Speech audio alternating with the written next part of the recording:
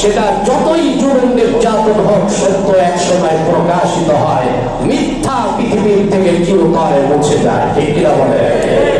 এজন্য আমাকে আপনাকে সবসময় সত্যের পক্ষে থাকতে হবে। মিথ্যা, ভ্রান্ত, বাতিল দল যত শক্তিশালী হোক, যত বড় হোক, পৃথিবীর বুকেই আল্লাহ তাকে নিশ্চিহ্ন করে দেয়। যেমন ফিরাউন, যেমন হামান, যেমন আবু জেহেল। বর্তমান সময়ে যদি বলি 2025-এ এসে মিস্টার শেখ হাসিনা তার অন্তর্ভুক্ত। হেফাজতে ইসলামকে মুছে দিতে চেয়েছিল। দোষ কি? সন্ত্রাসী সংগঠন। রাসূলের জন্য আমার কলিজার টুকরা ভাইয়েরা জীবন দিয়েছে, সেই হেফাজতকে আখ্যা দিয়ে, সন্ত্রাসী সংগঠন আখ্যা দিয়ে হেফাজতকে নিষিদ্ধ করতে চেয়েছিল।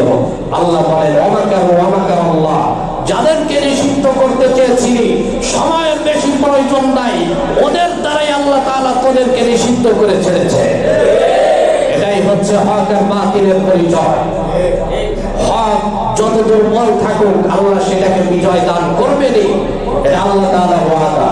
কার ওয়াদা? আল্লাহর ওয়াদা। মনে রাখবেন, যতগুলা মানুষকে খুন করেছেন, গুম করেছেন, এটার বিচার আল্লাহ করবেনই। আর এমন বিচার করেছেন যে পৃথিবীতে বাংলাদেশ যতদিন আছে, অন্য যেই ক্ষমতায় আসুক, শেখ হাসিনা আর কোনোদিন ক্ষমতায় আসতে পারবে না।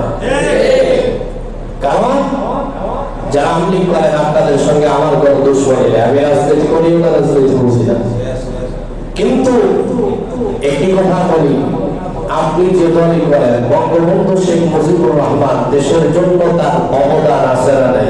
সেটাকে অস্বীকার করতে পারবেন? তার দেশের জন্য অক্লান্ত পরিশ্রম রয়েছে, আকাশচুম্বী জনপ্রিয়তা রয়েছে।